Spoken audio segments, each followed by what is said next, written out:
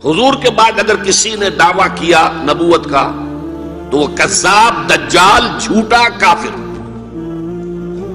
اور جس کسی نے بھی اس کی تصدیق کی، اس کو مان لیا، وہ بھی دائرہ اسلام سے خارج، مرتد۔ یہ قانونی اہمیت ہے، قانونی اہمیت ہے۔ کوئی شخص مسلمان رہا یا نہیں رہا، یہ تو بڑا اہم مسئلہ ہے، قانونی مسئلہ ہے۔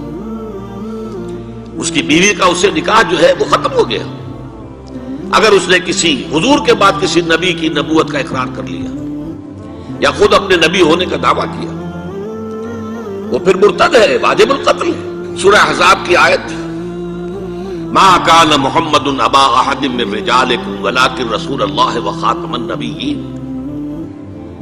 محمد صلی اللہ علیہ وسلم اے مسلمانوں تم میں سے کسی مرد کے باپ نہیں ہے۔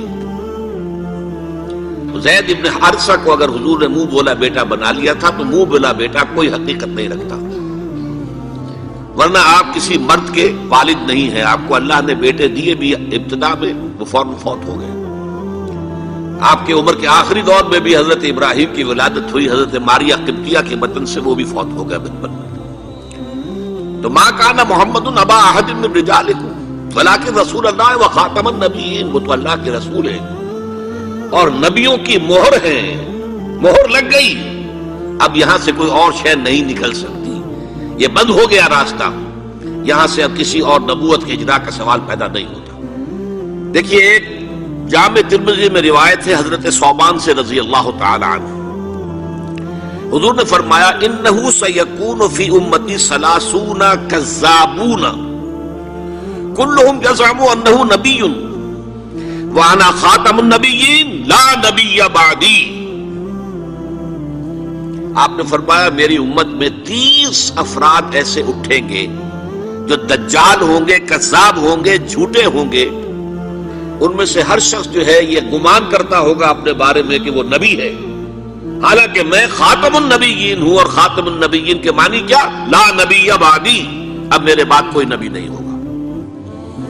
اس قانونی مفہوم کو بہت ہی عمدگی کے ساتھ یہاں واضح کر دیا گیا کہ اب چاہے دجال اٹھیں گے، حضور کے اپنے زمانے میں اٹھ گئے تھے، پھر اس دور میں تو بڑی تیزی کے ساتھ، بڑی رفتار جو ہے تیز ہو گئی ہے، زمانہ آخری آ رہا ہے، وہ 30 کی تعداد اب جو ہے پوری ہونی ہے۔ بہاء اللہ ایران میں اٹھا، غلام احمد قادیانی ہندوستان میں اٹھا، ابھی آپ کے ہاں ایک یوسف صاحب تھے، ان کو ویسے ہی ایک شخص نے گولی مار دی ہے سائیوال جیل میں، ورنہ وہ بھی کہتے تھے میں محمد ہوں صلی اللہ علیہ وسلم، معاذ اللہ ثم معاذ اللہ ثم معاذ اللہ۔ پچھلے دنوں خبر آئی تھی کہ ملتان میں کسی نے نبوت کا دعویٰ کر دیا ہے، وہ گرفتار کیا گیا، اس پر مقدمہ چل رہا ہے۔ تو یہاں حضور نے فرما دیا کہ 30 ہوں گے ایسے افراد میری امت میں سے کہ جو دعویٰ کریں گے وہ جھوٹے ہوں گے، کذابون، اور جو دعویٰ کریں گے نبوت کا، حالانکہ میں خاتم النبیین ہوں اور میرے بعد کوئی نبی نہیں۔ دوسری حدیث ہے، یہ حضرت ابو ہریرہ سے ہے رضی اللہ تعالیٰ عنہ، اور یہ سنن ابی داؤد میں ہے۔ لا تقوم الساعۃ، حضور نے فرمایا قیامت قائم نہیں ہوگی حتی یخرج 30 دجالون، جب تک کہ 30 دجال ظاہر نہ ہو جائیں، کلہم یزعم انہ رسول اللہ، جن میں سے ہر شخص یہ کہے گا اور سمجھے گا کہ میں اللہ کا رسول ہوں۔ یہ دو حدیثیں ہیں لا نبی بعدی کے مفہوم کے اندر، قانونی مفہوم، جو ختم نبوت کا یہ مفہوم ہے کہ آپ کے بعد کوئی نبی نہیں۔ دوسری حدیث سنیے، اس میں تکمیل نبوت کا تصور آ رہا ہے، بڑی پیاری حدیث ہے، حضرت ابو ہریرہ رضی اللہ تعالیٰ عنہ سے مروی ہے، اور اس حدیث کی سند بہت قوی ہے، متفقون علیہ، بخاری اور مسلم دونوں میں۔ حضور فرماتے مثلی و مثل الانبیاء، میری اور سابقہ انبیاء کی مثال ایسے ہے کہ مثل قصر، ایک ایسا محل کسی ہے، احسن بنیانہ، جس کی تعمیر بہت عمدہ کی گئی، بہت شاندار قصر تعمیر کیا گیا، وَتَرَكَ مِنْهُ مَوْضِعَ لَبْنَةٍ، لیکن ایک اینٹ کی جگہ چھوڑ دی گئی، ایک جگہ پر رکھنا چھوڑ دیا گیا، وہ کمی ایک تھی کہ جو اس کے اندر باقی تھی۔ فَطَافَ بِهِ النَّظَارُ يَتَعَجَّبُونَ مِنْ حُسْنِ بُنْيَانِهِ، تو اس محل اور قصر کا طواف کرتے تھے لوگ، ارد گرد گھومتے تھے اور بہت تعجب کرتے تھے کتنی شاندار عمارت ہے، کتنی عظیم عمارت ہے، کیسا عالیشان محل تعمیر کیا گیا ہے. الا موضع تلک اللبنہ، سوائے اس ایک اینٹ کی کمی کے جو انہیں عجیب محسوس ہوتی تھی کہ یہ ایک اینٹ کی کمی کیوں رکھ دی گئی. اب حضور فرماتے فکنت انا، وہ اینٹ میں ہوں، صدقت موضع اللبنۃ، میں نے اس اینٹ کے رکھنے کو پورا کر دیا ہے. ختم بی البنیان، میرے ذریعے سے قصر رسالت کی تکمیل ہو گئی ہے. وختم بی الرسل، اور میرے ذریعے سے مجھ پر رسالت کا اختتام ہو گیا. اب یہاں محل اور محل میں ایک کمی اور اس کمی کا آپ کے ذریعے سے پورا ہو جانا، یہ ہے تکمیل نبوت و رسالت کا معاملہ. بھی اب حضور کے بعد کوئی نبوت کا دعویٰ کرے گا یا کیا ہے، وہ دجال، کذاب، جھوٹا، کافر، مرتد، واجب القتل. یہ اس کا قانونی تقاضا ہے. بدقسمتی سے صورت کیا ہوئی، عالم اسلام میں اس سے پہلے جب بھی کسی نے یہ کام کیا، جب تک مسلمانوں کی حکومتیں تھیں، انہیں قتل کر دیا گیا. آپ کو معلوم ہے کہ حضور کے فوراً بعد جو کھڑے ہو گئے تھے مسیلمہ کذاب اور بڑے بڑے مدعیان نبوت، ان کے خلاف جہاد کیا گیا، ان کو قتل کیا گیا، تہہ تیغ کیا گیا. بہاء اللہ ایران میں اٹھا تو وہاں چونکہ بہرحال مسلمانوں کی حکومت تھی، قتل کر دیا گیا. اب بھی کوئی بہائی ایران میں نہیں رہ سکتا، سب وہاں سے بھاگ چکے ہیں، کوئی نہیں رہ سکتا. کوئی وہاں آئے گا تو قتل کر دیا جائے گا. لیکن یہاں معاملہ یہ تھا کہ انگریز کی حکومت تھی. انگریز کی حکومت میں ہر شخص کو کھلی چھوٹ تھی. اکبر الہ آبادی رحمت اللہ علیہ نے بڑے خوبصورت الفاظ کے اندر وہ نقشہ کھینچا ہے، گورنمنٹ کی خیر یارو مناؤ، گلے میں جو آئیں وہ تانے اڑاؤ. کہاں ایسی آزادیاں تھی میسر، ان الحق کہو اور پھانسی نہ پاؤ. اگر اسلامی حکومت ہوتی، مسلمان حکومت ہوتی، چاہے اعلی معیاری اسلامی حکومت نہ بھی ہوتی، مسلمانوں کی حکومت ہوتی، تو جس نے ان الحق کہا منصور، وہ سولی چڑھا دیا گیا یا نہیں؟ جس نے نبوت کا دعویٰ کیا وہ قتل کر دیے گئے کہ نہیں؟ انگریز کی حکومت تھی. گورنمنٹ کی خیر یارو مناؤ، گلے میں جو آئے وہ تانے اڑاؤ. خدائی کا دعویٰ کر دو، نبوت کا دعویٰ کر دو، رسالت کا دعویٰ کر دو، کوئی پوچھنے والا نہیں، کوئی پکڑنے والا نہیں، کسی دارو گیر کا کوئی اندیشہ ہی نہیں. کہاں ایسی آزادیاں تھیں میسر، ان الحق کہو اور پھانسی نہ پاؤ. اسی زمانے میں ایک واقعہ یہ ہوا تھا، غلام احمد قادیانی نے ایک دعوتی خط لکھا کابل کے حکمران، اب میں بھول رہا ہوں کہ وہ امیر دوست محمد خان تھے یا امیر عبد الرحمن خان تھے، ان دونوں میں سے کسی کے سامنے وہ خط پہنچا. جیسے کہ حضور نے خطوط بھیجے تھے قیصر کو، کسریٰ کو، تو اس کو بھی شوق چرایا کہ میں بھی تو اب نبی ہوں، نبوت کا دعویٰ کر چکا ہوں، تو مجھے پڑوس کا ملک جو ہے افغانستان، وہاں کے بادشاہ کو دعوت دینی چاہیے کہ وہ مجھ پر ایمان لائے. جب وہ خط وہاں پہنچا ہے تو امیر کابل نے اسی خط پہ 2 الفاظ لکھ دیے اور واپس کر دیا. الفاظ کیا تھے؟ ایجا بیا، یہاں آؤ ذرا اور یہاں آ کر تم دعویٰ کرو نبوت کا. یہ تم انگریز کی چھتری تلے بیٹھے ہوئے دعوے کر رہے ہو، انگریز کے سائے تلے جو ہے، اور انگریز جو ہے تمہیں سپورٹ کر رہا ہے.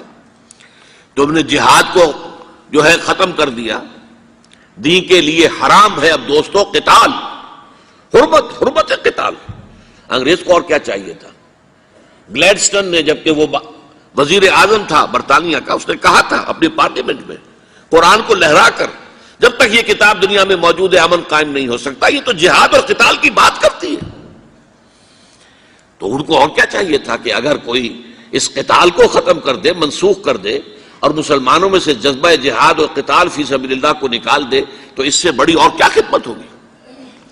لیکن یہ کہ اگر تمہیں یہ دعوت دینی ہے تو ذرا یہاں آؤ، ایجا بیا، یہاں آ کے یہ دعوت دو مجھے، تاکہ تمہارے 14 طبق روشن ہو، تمہیں معلوم ہو کہ اس دعویٰ کرنے کا مطلب کیا ہے. لیکن ایک بات میں اب آپ سے عرض کر رہا ہوں، ہم پر اللہ کا بڑا کرم ہوا تھا، اس میں کوئی شک نہیں. اس ملک میں 1974 میں جو فیصلہ ہوا قادیانیوں کے غیر مسلم اقلیت قرار پانے کا، وہ واقعہ یہ ہے کہ بہت ہی مبارک فیصلہ تھا. اس کے لیے تحریک جو اٹھی وہ بھی بہت ہی عمدہ تھی، بہت پرامن تھی، بہت منظم تھی. مولانا سید محمد یوسف بن نوری رحمۃ اللہ علیہ اس کے قائد تھے. کوئی سیاسی لیڈر جو ہے اس میں نمایاں نہیں تھا، خالص دینی تحریک تھی. پھر اس وقت ہمارے ہاں حکمران ذوالفقار علی بھٹو، حالانکہ خالص سیکولر ذہن کا آدمی، اور قادیانیوں نے اسے سپورٹ کیا تھا 1970 کے الیکشن میں.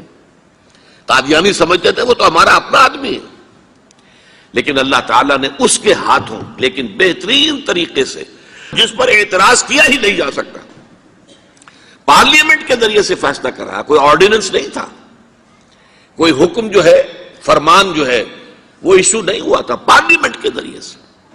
اور پارلیمنٹ کی ایک کمیٹی بنائی گئی جس میں کہ موقع دیا گیا کہ قادیانیوں کے سربراہ بھی آ جائیں، لاہوریوں کے سربراہ بھی آ جائیں. یہ دونوں سیکٹ جو ہیں قادیانیت کے، پہلے قادیانی تھے اب وہ ربوائی ہیں، ربوے والے ہیں. لاہوری جیسے پہلے لاہوری تھے آج بھی لاہوری ہیں. ان دونوں کے سرکردہ لوگوں نے آ کر وہاں پر اس کمیٹی کے سامنے پیش ہو کر بیانات دیے اور کہا، کھل کر کہا. ناصر احمد اس وقت جو ہے خلیفہ تھا ان کا، مرزا طاہر احمد کا غالباً بڑا بھائی مرزا ناصر احمد. انہوں نے کہا ہم نبی مانتے ہیں، غلام احمد قادیانی کو ہم نبی مانتے ہیں، ڈنکے کی چوٹ کہا. لہذا اس کے بعد پارلیمنٹ نے فیصلہ کیا یہ غیر مسلم ہے، اور صحیح فیصلہ کیا. لیکن یہ فیصلہ ادھورا ہے. یہ بات آج میں پہلی مرتبہ کہہ رہا ہوں، اسے نوٹ کر لیجیے. قادیانیت کے فتنے کو کوئی گزند نہیں پہنچا ہے ان کے غیر مسلم قرار دیے جانے سے. وہ فتنہ جوں کا توں پنپ رہا ہے، جوں کا توں پھیل رہا ہے، جوں کا توں وہ اپنے سرطان کی جڑیں پھیلا رہا ہے ہمارے معاشرے میں. اور ویسے یہ کہ عالمی سطح پر انہیں بڑی سرپرستی حاصل ہو گئی ہے. پوری دنیا جو ہے، مغربی دنیا، وہ ان کی سرپرستی کر رہی ہے. لیکن یہ کہ اندرون ملک بھی اس فتنے کا قلع قبا اگر ہو سکتا تھا تو صرف اس وقت جبکہ اس فیصلے کا جو قانونی اور منطقی تقاضا ہے وہ بھی پورا کیا جاتا، اور وہ یہ کہ مرتد کو قتل کی سزا دی جاتی. اسلام میں مرتد کی سزا قتل ہے. وہی میں نے آپ سے عرض کیا، حضرت ابوبکر صدیق کے زمانے میں کیوں قتال کیا گیا، اور جتنے بھی لوگوں نے نبوت کے دعوے کیے انہیں کیوں قتل کیا گیا ہمیشہ اسلام کی تاریخ میں. لہذا مرتدین کی سزا، سزائے قتل جب تک نافذ نہیں ہوگی اس فتنے کو کوئی گزند نہیں پہنچے گا. بلکہ وہ تو اپنے آپ کو مظلوم سمجھتے ہیں اور مظلوم کیسے سے پیش کرتے ہیں. اور ظاہر بات ہے کہ وہ سارے شاعر، چاہے آپ آرڈیننس نافذ کر لیں، لیکن ان کے جمعے کی نماز ہوتی ہے. یہ ٹھیک ہے کہ وہ مسجد کی شکل نہیں بنا سکتے، ماڈل ٹاؤن میں ایک بڑی کوٹھی کے اندر ان کا جمعہ ہوتا ہے، ان کی عیدیں علیحدہ ہوتی ہیں. وہ سارے شاعر اسلامی کو استعمال کر رہے ہیں، اور الٹا مظلومیت جو ہے اس کا لبادہ اوڑھ لیا ہے. جیسے دنیا میں یہودیوں نے ہولوکوسٹ کی مظلومیت کا لبادہ اپنے اوپر اوڑھا ہوا ہے. ہم جو چاہے ظلم کر لیں نوع انسانی پر، ہمیں کوئی گزند نہیں پہنچا سکتا، اس لیے کہ ہم نے اتنا بڑا ظلم سہا تھا. ہولوکوسٹ ہمارے 60 لاکھ آدمی جرمنوں نے ختم کر دیے تھے، تو اب اگر 8-10 لاکھ مار دیں فلسطینی یا کوئی اور عرب یا اور مسلمان تو کون سی بڑی بات ہے. اسی طرح قادیانیوں نے مظلومیت کا لبادہ اوڑھا ہوا ہے، اور ان کو کوئی گزند نہیں پہنچا ہے جب تک کہ قتل مرتد کی سزا یہاں نافذ نہیں کی جائے گی. اس میں یہ ہونا چاہیے تھا کہ جس روز میں یہ فیصلہ ہوا ڈکلیئر ہو جاتا ساتھ ہی. اب تک کے جو قادیانی ہیں آج کے اس تاریخ سے فیصلے سے پہلے وہ تو اقلیت قرار پائیں گے، انہیں قتل نہیں کیا جائے گا. لیکن اس فیصلے کے نفاذ کے بعد جو شخص بھی قادیانیت اختیار کرے گا اس پر قتل مرتد کی سزا، اس کی حد جاری کی جائے گی.